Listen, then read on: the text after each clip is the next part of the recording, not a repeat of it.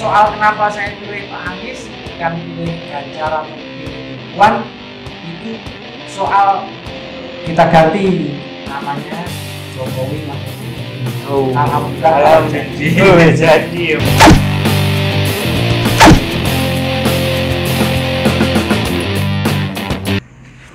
Oke, selamat pagi, selamat siang, selamat malam buat teman Reksi Podcast. Kembali lagi bersama kita di Reksi Podcast ya. Kali ini kita kedatangan tamu jauh nih dari Jakarta. Wih, sedep kan? Dimana-mana jarang kan, baru bangkit nih ya channel YouTube-nya. Udah bisa datengin dari Jakarta, kalian tahu coba. Kemarin kan sini-sini aja nih ya kan, Pakam, Sergei ya kan. Sekarang ini dari Jakarta turun, bahkan keren kali kan channel kita ini kan. Baru merintis itu. Oke lah. Jadi kali ini podcast kali ini kita membahas tentang buku nih, membedah buku lah gitu. Jadi pertama-tama kita perkenalan dulu kali ya sama Bapak ini ya. Selamat malam nih Pak. ya. Katanya dengar nih Pak dari Jakarta ya Pak. Betul. Betul ya Pak. Saya dari Jakarta. Oh, iya. Sudah putar-putar 2 mingguan. Oh mak, keliling ya Pak. Ya. Kalau boleh tahu biografinya dulu nih Pak, namanya gitu Pak. Ya, nama saya Ahmad Bahar. Oh, Pak Ahmad Bahar ya Pak. Ya, kalau pendidikan terakhir saya di kampus Biru Gajah Mada. UGM ya Pak. Ya, terus belum pernah melamar kerja, tetapi akhirnya terjerembab di dunia tulis menulis. Nah, alhamdulillah saya tekuni sehingga boleh dibilang ya ternyata menjanjikan seorang penulis itu. Penulis itu menjanjikan ya Pak. Sangat menjanjikan. Sebenarnya semua profesi kalau ditekuni ya menjanjikan, tetapi kebetulan saya sangat terbantu dan sangat menyenangkan lah, sangat bahagia lah di dunia tulis menulis. Ya karena setahu saya nih Pak, di daerah-daerah kayak kami ini generasi milenial lah, generasi Z dibilangnya. Mungkin minat kami ke buku atau penulis itu memang agak kurang sekarang ya Pak. Menurut Bapak perkembangan di generasi kami gimana itu Pak? Ya, kayaknya betul. agak sedikit ya kan Pak penulis-penulis muda gitu ya Pak. Ya, sebenarnya kan hanya medianya saja yang berubah. Oh, media. Kalau dulu buku, nah kalau sekarang kan tetap menulis sebenarnya kan. Katakanlah menulis status, menulis WA, menulis di Facebook, menulis di Twitter, tetapi memang dibatasi jumlah karakternya dan terusnya itu. Tapi prinsipnya kemampuan menulis itu tetap harus bisa. Bisa. Ya. Iya, jadi teman-teman memang harus ada lah bakat kalian ya. Sikit-sikit meskipun nggak jadi penulis besar, kalian tulis ya aja lah tentang diary kalian, tentang hidup kalian. Itu penting tuh. Coba kasih tahu Pak pentingnya buku itulah Pak, atau diary untuk jadi seorang penulis tuh Pak. Ada motivasi gitu. Ya, jadi tulisan itu ternyata bisa merubah hidup seseorang. Tulisan itu juga bisa memotivasi orang. Tulisan juga bisa merubah mindset atau pendapat orang. Jadi contoh, saya hari ini menulis tentang calon presiden 2024 misalnya. Kalau tulisan saya dibaca banyak orang, saya kira akan banyak orang yang berubah pikiran dengan apa yang saya tulis itu. Nah, ini salah satu contoh. Salah satu contoh itu ya Pak. Ya. Benar. Bahkan orang yang bisa menghambur-hamburkan duit untuk satu calon tertentu, tapi kalau saya tulis terus-menerus terhadap tokoh yang saya tulis, ya, bakal calon itu ya Pak. Itu bisa kalah yang lain itu. Berarti membangkitkan juga pemikiran pembaca ya Pak. Betul. Gitu ya, Pak. Orang yang mau bunuh diri saja itu dengan membaca tulisan bisa batal. Ada pengalaman gitu Pak? Bukan saya maksudnya. Oh. Masih ada pembaca gitu Pak. Oh iya, ada. Berarti ada pembaca. Jadi novel itu juga berpengaruh. Udah jadi cara berpikirnya berbeda ya Pak. Iya. Pandangannya tentang karena membaca buku tadi jadi bisa berbeda ya Pak. Betul. Jadi termasuk orang terpengaruh dengan radikalisme dan lain-lain itu juga akibat membaca. Iya benar-benar Pak. Dan kita tahu ya teman-teman kalau buku itu kan memang jendela ilmu ya, jendela informasi lah gitu. Jadi sebelum di era digital sekarang memang dari dulu kita itu memang dari situ tahunya, dari buku, dari apapun gitu kan. Bahkan saya pernah dengar nih Pak, untuk menghancurkan suatu negara itu sejarahnya dihapuskan ya Pak, kayak dari buku-buku tentang dikaburkan lah gitu ya Pak, sama-sama kolonial Belanda dulu gitu ya Pak. Ya, Saking kita terpecah belah dulu gitu ya. Betul. Jadi memang tulisan itu kalau terus-menerus diulang-ulang, misalnya nih menulis yang salah nih, tapi diulang-ulang itu, orang juga akan terpengaruh.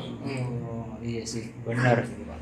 Sebaliknya kalau kebenaran ditutup-tutupi dengan tulisan juga, sama juga akan hilang kebenaran.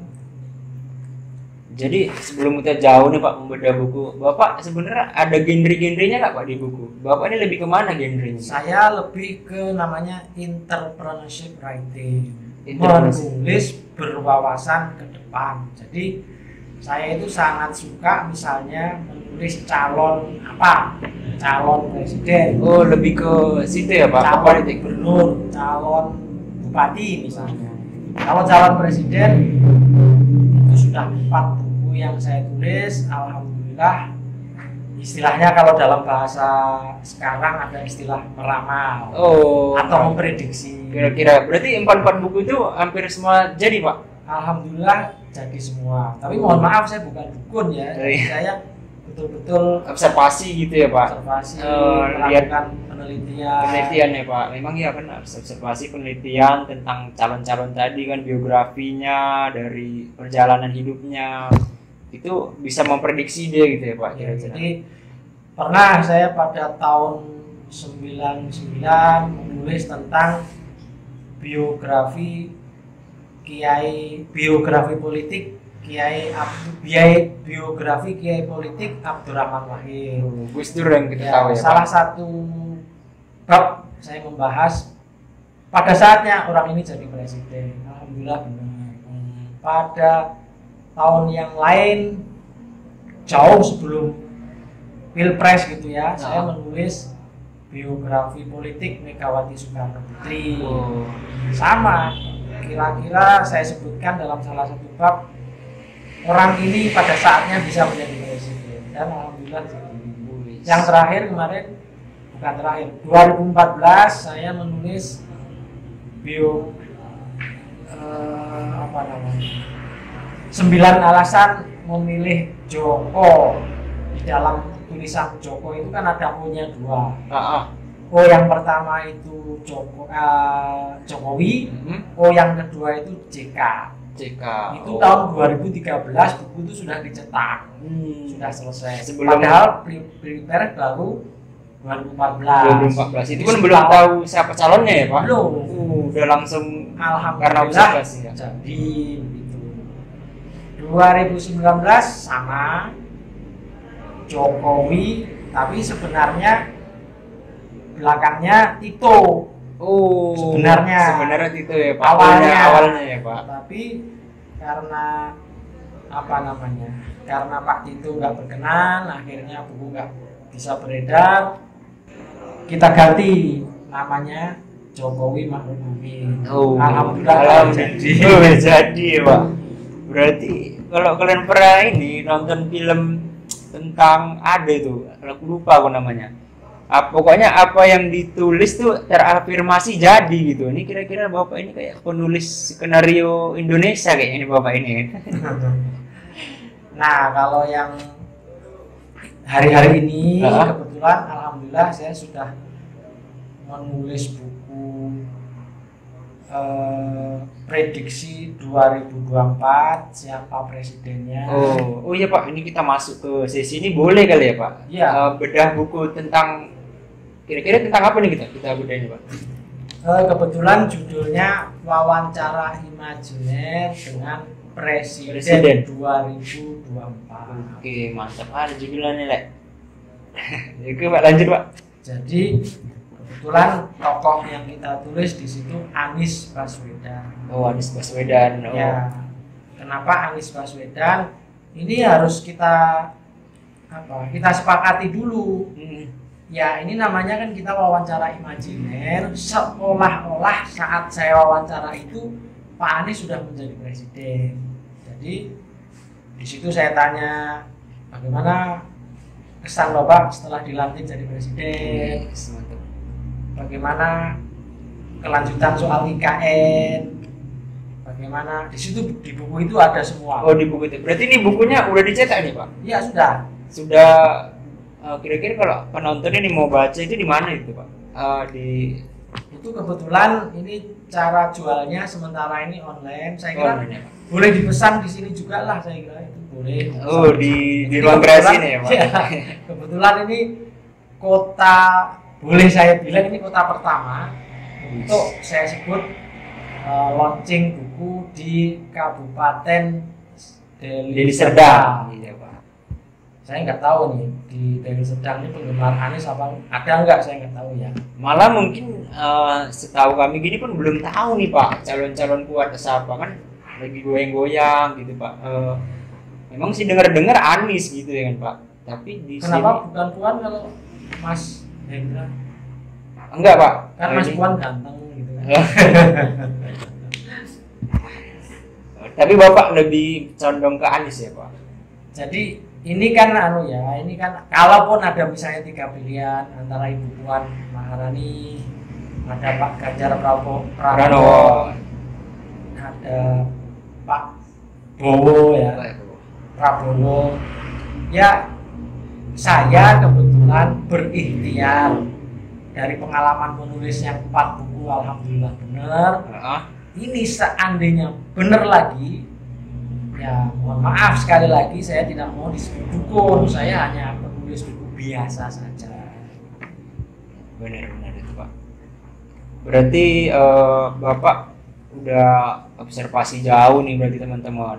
Kayak kalau nggak sembarangan nih kalau penulis buku itu harus betul-betul datanya meskipun nggak boleh rancu gitu. Jadi Pak Bahar ini mengambil tema itu di bukunya itu tentang Pak Anies, kira-kira nanti 2024 tuh menjadi presiden di dalam isi bukunya gitu ya Pak? Iya.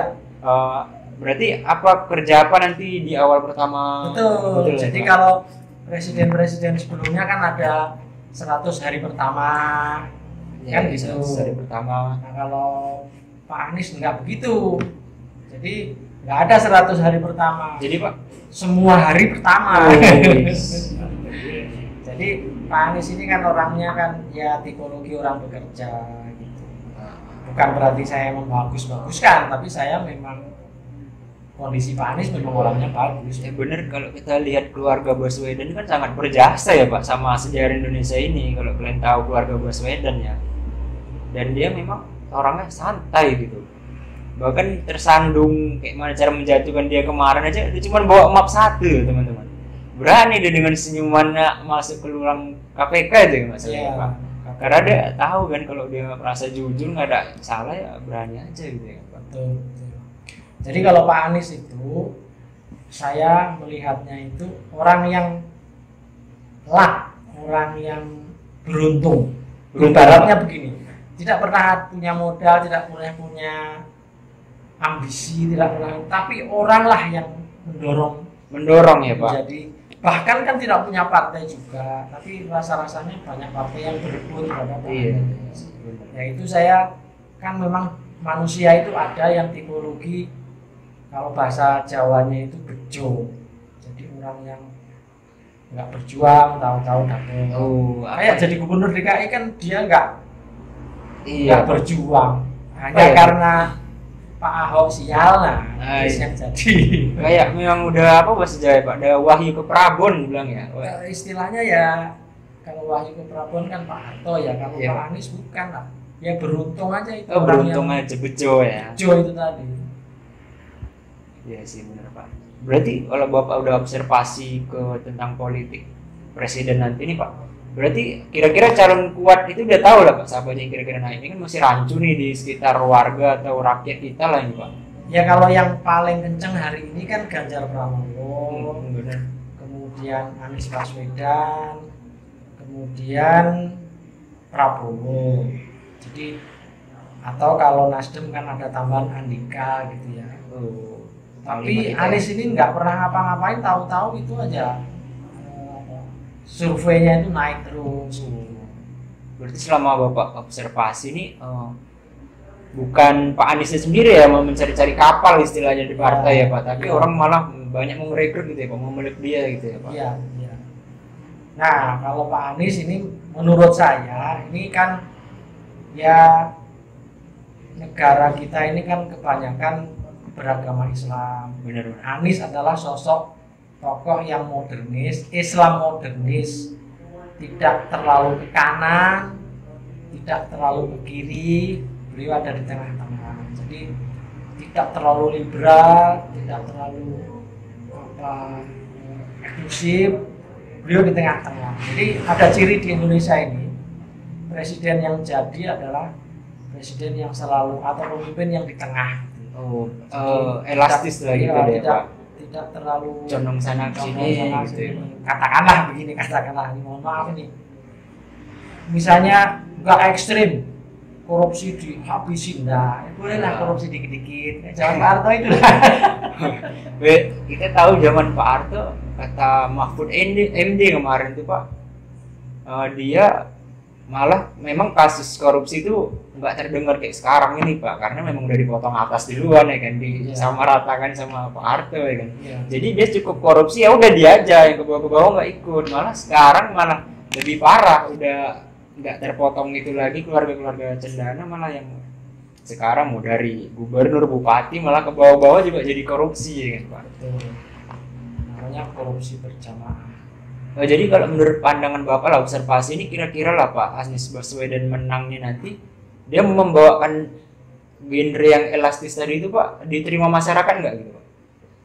Jadi begini, sekarang ini masyarakat ini kan pengennya itu yang hidup tuh yang normal-normal saja lah. Ya biasa-biasa saja lah. Biasa-biasa ya Pak. Jadi jangan ekstrim kanan, misalnya radikal. Saya kira Pak Anies kan fleksibel ya Pak. Moderat. Iya, dia bisa masuk ke golongan tua, golongan muda juga dia cocok ya Pak. Ya kan? Dia nggak ketinggalan zaman sih memang kalau kita lihat dari biografinya gitu kan teman-teman. Kayak dia easy going, kemanapun dia ada masalah ya didatanginya gitu. Nggak pernah sih kita lihat dia emosian gitu ya marah-marah. Nggak pernah dia senyum aja gitu manusia Pak. Ya kalau dari sisi pribadi, presiden kan misalnya ya minimal secara etika, secara akhlak kan harus baik. Iya sih benar. Kayaknya belum pernah ada cerita Pak Anies Baswedan nonton film porno, kayaknya nggak ada juga. Nah kalau presiden suka nonton film porno bahaya. Bahaya nanti. Bahaya kan? Pikirin orang malah presiden gue gitu, masa aku ya gitulah teman-teman ya. Emang benar tuh Pak. Apa ya? Kalau peribahasa sekarang tuh guru kencing berdiri, murid kencing berlari jadi nanti ya Pak. Murid terkencing-kencing. Kencing-kencing berlari-lari gitu. Jadi Pak, Bapak mengambil tema Pak Anies nih Pak. Kira-kira dari tim-tim mereka itu ada kontribusi nggak Pak di buku Bapak ini Pak? Jadi saya itu kebetulan mandiri, saya bukan bagian dari tim. Jadi saya merdeka orangnya. Tapi bahwa dari podcast ini kemudian ada orang penggemar Anies misalnya kemudian menghubungi saya misalnya, amin, terus support, ya kita terima lah kan gitu ya. Pernah juga yang saya lakukan seperti ini tahun 2009. Oh pernah Pak. Judul bukunya Indonesia 2009. Saya launching di Makassar. Kebetulan kan Indonesia 2009 itu di covernya itu ada Sri Sultan sama JK. Yusuf Kala ya Pak? Ya, saya launching di Makassar, tapi redaksi salah satu media itu ternyata dekat dengan keluarga Pak JK. Akhirnya selesai launching, bisik-bisik, Mas, sampean ke Makassar ini dibiayai siapa? bilang biaya sendiri ya, sama lah seperti saya dari Jakarta ke sini. Biaya sendiri, saya nggak dibayari sama Mas Hendra ini. Belum sanggup lah aku kayak gimana kalau ini kayak gitu. Ya udah bayar rezekiku kayak. Nah, selesai podcast begini, selesai waktu itu di TVRI, itu kebetulan setelah ditanya saya bilang biaya sendiri, masa? Nggak percaya, nggak percaya. Nggak percaya, Pak. Akhirnya ya sudah kalau begitu, Bapak kalau nyampe di Jakarta, buku Bapak 3.000 dibeli semua oleh timnya Pak JK. Wih, keren. 3.000 ya deh, Pak? Ya. Itu ada semua buku ya, Pak? Atau masih berapa ratus gitu, Pak? Enggak, sudah ada semua. Udah ada semua. Ya sudah, pulang saya bikin kwitansi, alhamdulillah. Alhamdulillah ya, Pak. Misalnya sekarang ini nih, ada tim Anis yang pesen 100.000. Terima kasih. Kalian tonton lah itu tim Anis. Ini nggak ada ini ya, geng. Ini memang murni asli nih, murni nggak ada apa memberatkan calon sini, calon situ. Memang dari observasi Pak Bahar sendiri tentang Pak Anies ini. Kebetulan kita ngambil bedah buku yang ditulis Pak Bahar. Jadi berarti ditekankan sekali lagi kepada penonton, Bapak ini independen, mandiri dah gitu. Memang betul-betul hati nurani gitu ya, Pak. Ya, tapi ini lebih ke soal buku. Kita bukan soal yang lain-lain. Dasar saya seperti yang saya bilang tadi, saya mempunyai prinsip atau genre entrepreneurship writing, menulis yang berwawasan ke depan. Artinya beginilah. Ibarat saya petani. Iya, benar. Saya nanam apa, musim apa, siapa yang akan bakal panen yang mana gitu. Nah, petani kan, kalau petani yang pinter pasti tahu tanaman apa pada musim apa. Nah, saya kayaknya mirip lah seperti itu. Cuma di tempat yang berbeda. Karena gitu. Ini musim pilpres ya, saya tulis tentang capres. Kan itu aja sebenarnya. Soal kenapa saya pilih Pak Anies, bukan pilih Ganjar atau pilih Puan, itu soal apa ya namanya, keyakinan menanam tadi itu. Iya. Kenapa saya kok menanam padi atau menanam kacang? Nah, saya yakin panennya akan lebih bagus. Benar, mantap sih apa namanya, analogi Pak Bahar ini.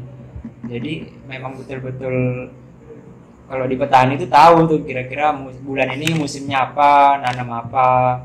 Jadi ibarat para bakal calon ini diposisikan tanaman gitu ya, Pak.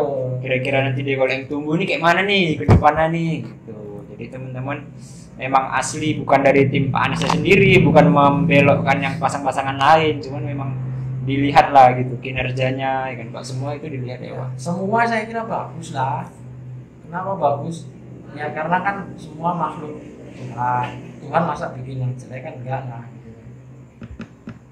Memang buku Bapak ini menurut saya Pak, sebagai generasi muda itu memang sangat ya Pak, membuka wawasan kami yang tentang politik ini sangat buta Pak, sangat rancu di mata kami. Kayak mungkin di teman-teman lain pasti hampir rata-rata berpikir seperti saya ini, politik apalah ini, dia yang jadi tahu juga nggak ada ininya sama aku sama apa Pak, jadi kayak nggak ada lah gitu, mau siapapun calonnya kontribusi nggak ada sama aku.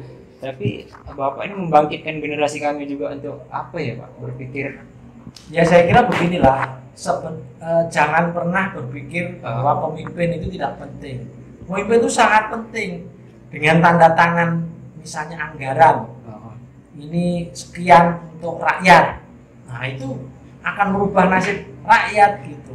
Nah, kalau pemimpin tidak peduli ke rakyat, ya contohnya kan yang belakangan ini ada di DPR misalnya, ada salah satu ketua DPR yang di luar ada demo malah di dalam ulang tahun, kan lucu kayak gitu-gitu kan. Saya kira itu juga secara etika nggak elok lah. Iya benar Pak.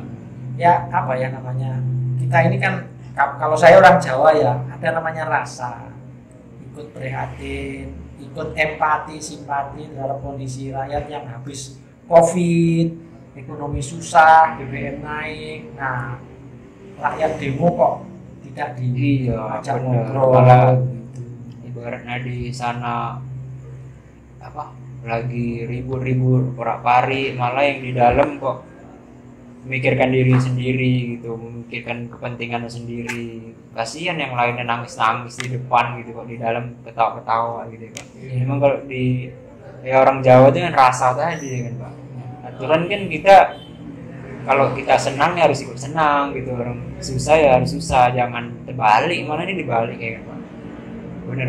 Tapi ada yang lucu ya soal ada orang yang saya ketemu di Pakam juga ya. Di Pakam ini Pak. Ini ada cerita soal orang tua yang baru keluar dari penjara. Dia punya filosofi, katanya presiden itu namanya harus ada Wono Coroko, Doto Sowolo, Mongopodongo gitu. Oh. Jadi ada kata-kata tonya. Misalnya Soeharto. Kemudian ada O-nya lah gitu kan. Nah, ketika saya menawarkan Anies, beliau bilang enggak ini karena enggak ada Anies Baswedan, kan enggak ada toh. Nah, sementara saya bilang, Bapak tahu nggak sebenarnya namanya Anies? Emang siapa Pak namanya? Anies Baswedan toh. Lagi. Jadi ada tohnya di situ. Bener, Jangan juga. dibilang. Jadi kalau menurut filosofi itu pun masuk Anies itu. Ya mungkin gimana ya Pak? Warga kita ini tipe yang cocokologi gitu Pak. Karena Cocok-cocoki aja. Ada yang percaya betul Iya dengan benar kayak gitu. Emang ya baru ada juga pernah aku dengar gini Pak, presiden tuh harus orang Jawa. Coba kalian tengok presiden mana yang nggak dari orang Jawa gitu sih Pak. Ya kebetulan misalnya Pak sambil diminum boleh Pak. Iya. Nanti kalau Pak Habibie itu kan kering. juga Makassar, Oh, namanya juga iya kan? jadi presiden. kan gitu. Pakai I belakangnya lagi. Berarti Habibie toh? Betul. Habibie. Megawati Soekarno Putri, iya, cuman itu Pak. Kan Pak. Iya. Kalau soal Jawa non Jawa saya kira itu tidak boleh lah dipakai ukuran. Nah, kalau Anies lahirnya juga di Jawa Barat. Cuman memang orang bilang namanya pulang ke Jawa itu Jogja, Solo, Jawa Timur. Padahal Jakarta juga Jawa. Iya di Jawa, itu kan pulaunya Jawa. Keren juga sih memang. Tapi Bapak ini selain, saya kira nih Bapak ini orangnya apa ya? Betul-betul kritis atau apa gitu. Banyak kan para penulis-penulis politik ini orangnya kritis gitu Pak. Selalu menjatuhkan yang lain atau apa gitu Pak. Tapi Bapak ini malah legowo gitu ya Pak. Betul-betul memang gak ada timpang sana timpang sini gitu. Ya kan kita kan saya kira tidak boleh lah merendahkan orang lain, itu kan kita enggak secara agama kita juga tidak dibenarkan. Pada prinsipnya semua calon presiden itu baik kecuali terbongkar aibnya. Nah, saya kira semua calon baik kecuali terbongkar aibnya. Misalnya contoh, yaitu tadi saya kasih contoh sering nonton porno, itu kan berarti kan aibnya ada. Pak ini izin ini di luar konteks ini Pak, kita tentang kemarin apa MK nih mengeluarkan kan sama itu boleh cawapres 3 periode boleh menjabat itu. Kalau Bapak observasi itu ke depannya gimana tuh Pak? Sebenarnya kalau ada tujuan maksud tersendiri nggak Pak sama yang sekarang lah gitu? Sepertinya kalau aturan itu kan memang selama ini selalu di istilahnya udah dikomisikan. Jadi oleh para sebenarnya oleh para oligarki, para pemilik duit lah, para abdi dalam lah. Iya, jadi kayak ketua MK itu kan kebetulan ya nggak jauh-jauh dengan Pak Jokowi, ada unsur KKN. Ya saya kira mau nggak mau ya itu juga orangnya oligarki. Jadi kayak kemarin saya nongkrong tuh Pak sama adalah sebelah saya gitu, dia cocok-cocokologi gini ya. Oke nanti boleh nih cawapres 3 periode, ya dia balik lagi nih jadi cawapres, tiba-tiba nanti presnya mengundurkan diri atau enggak waktu pas lagi menjabat adalah tak masalah, jadi supaya naik lagi yang itu gitu Pak. Tapi saya rasa itu bisa membuat amburadul rakyat kayaknya Pak, makin betul-betul hancur nanti negara ini Pak kalau itu memang terjadi lah itu Pak. Ya saya kira kan sesuatu yang kurang baik pasti rakyat akan menolak. Saya kira gitu. Hati nurani lah. Ya, Kan bicara. Udah Pak, kita pasrah aja lah ya Pak, jalannya gimana itu kan pasti Tuhan tahu sendiri nanti ininya kan Pak, yang baik dan buruknya. Dan mungkin kalau misalnya buruk pun jadi referensi kita sebagai rakyat gitu, jangan sampai kita bertindak yang apalah anarkis lah gitu ya. Moga-moga lah Pak untuk negeri kita sendiri ini baik-baik aja lah Ya, moga-moga. Saya itu yang presiden siapapun nggak penting, yang penting buku saya laku. Oke Pak, kembali ke buku lah nih Pak. Motivasi lah nih Pak buat kami nih kaum muda supaya rajin lah baca buku ini sekarang, meskipun dari buku fisik ataupun non fisik lah gitu Pak. Gimana itu Pak motivasi lah Pak?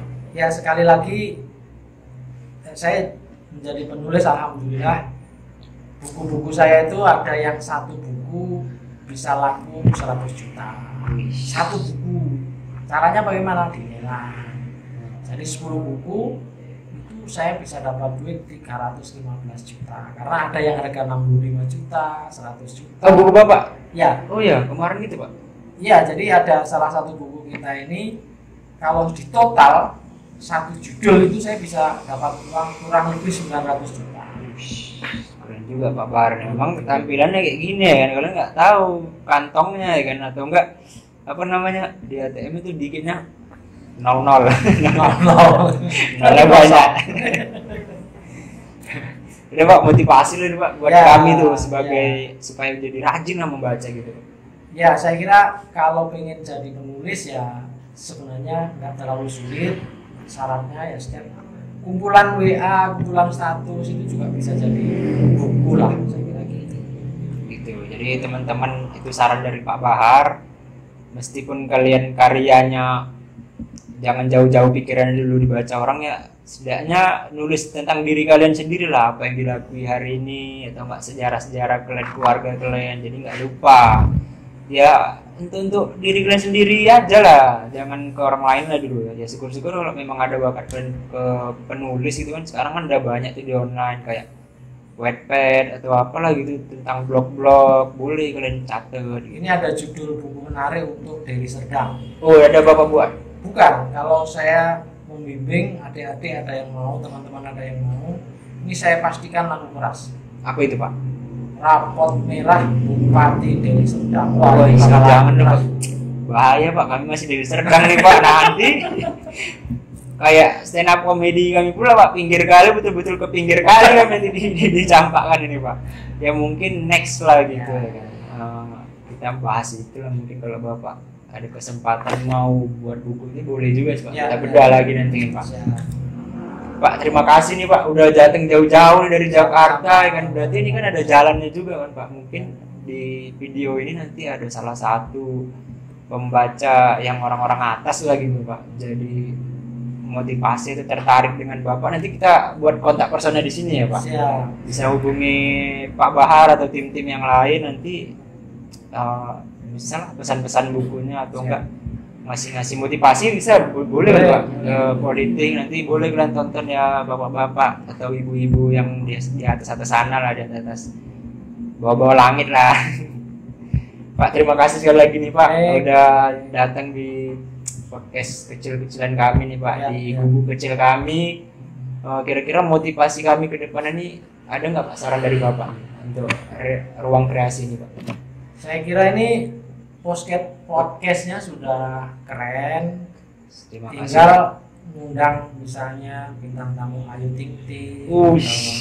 Amin ya kan. Siapa itu? Goyang Inul gitu kan. Roma Irama. Amin. Kan nggak harus datang ke sini, ya kan? Iya benar. Bisa live dia di sana. Iya benar. Sekarang udah digital ya teman-teman. Iya Pak. Berarti terima kasih lah Pak motivasinya, mungkin dari Bapak ini nanti kami bisa membangun yang lebih, mohon doanya juga Pak sama tim. Oke, gitu aja lah ya Pak, kita tutup ya Pak.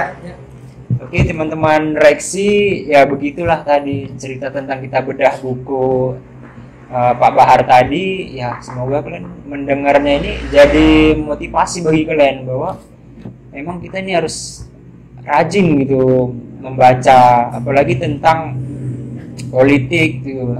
Jangan sampai semua pikirannya kayak saya tadi nih kan, alah siapapun yang presiden, siapapun pemimpinnya nggak adanya ngaruhku. Kalau sempat berjuta orang pemikiran sama, apa nggak hancur negara ini kan, pemikirannya sama kayak saya ini. Jadi jangan kalian ikuti ya pemikiran saya ini. Oke, gitu aja lah teman Reksi. Terima kasih telah menonton. Terus support channel kami dengan cara di subscribe, di like, komen. Kalau nggak suka ya di dislike gitu ya. Dibagi-bagikan lah, di share sebagai wawasan mungkin yang bagi nonton yang lain. Oke, selamat pagi, selamat siang, selamat malam teman Reksi.